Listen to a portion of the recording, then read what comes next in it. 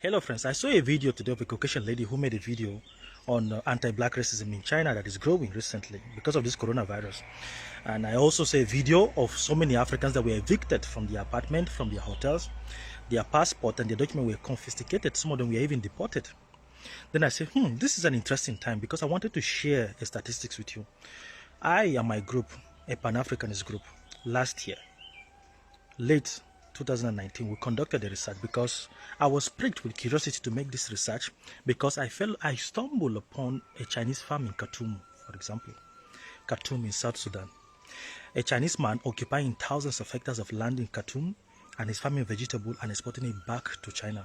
As I'm talking to you, Google, just type it now, the Chinese farm in Khartoum. You'll see it. Just Google it. So before I do that, let me just give you a few statistics, okay? Let me just explain to you why the Chinese people are trooping in Africa and occupying land right now.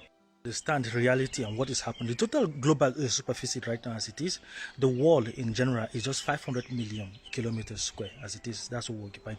And Africa is 30 million. Africa as a continent in general, and with a population of 1.250 billion people in Africa.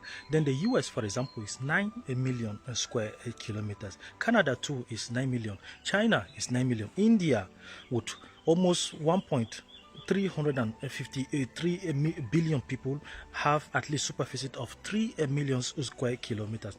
So as you can see, Africa is even large. Africa as this is even larger than Russia itself. Russia has 17 million kilometers square, okay, in superficie. So think about all these things. Now look at all the land apportioned to different parts of the world. Africa alone has 60% of the world's most arable land. I'm telling you that the total superficie is 500 million. And Africa has 60% of the world's most arable land. Now, what is the Chinese agenda? The Chinese agenda is that they are going to send millions of their people. As I'm speaking to you right now, they have occupied hundreds of land, thousands of hectares of land in Africa. There are actually there were before this outbreak of coronavirus, 40,000 Chinese in Nigeria working for the Dangote farm. Most of them don't even go back to their country. In South Africa, for example, there are 30,000 permanent resident Chinese that are there, permanently resident there. Go to Namibia, you see them. Go to Tanzania, you see them. Go to Kenya, you see them in 100. You see them in mining, illegally killing animals and taking them back to China. So what is the Chinese agenda? The agenda is that their population is growing and they are going to send in more millions of their people in Africa to occupy land, dominate Africa both economically, okay? While our people are busy doing their politics, China is taking over our land.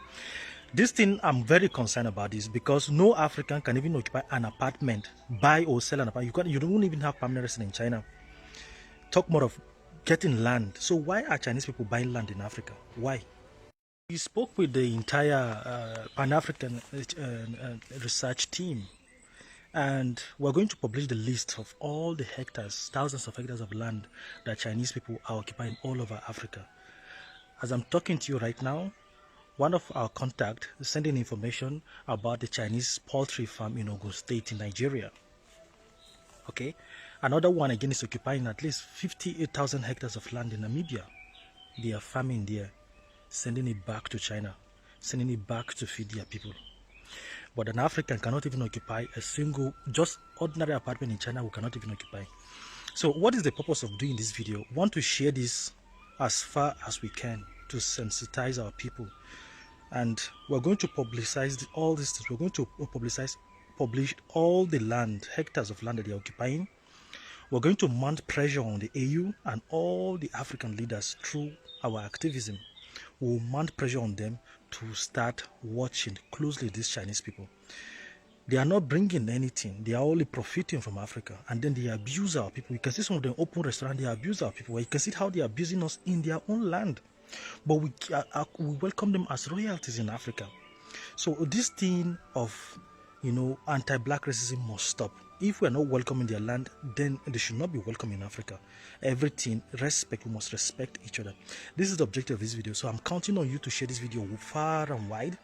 We're going to get relevant authority. We are already organizing our members all over. We're going to publicize all the thousands of hectares of land they are occupying in Africa and pressure every single government. They must check them.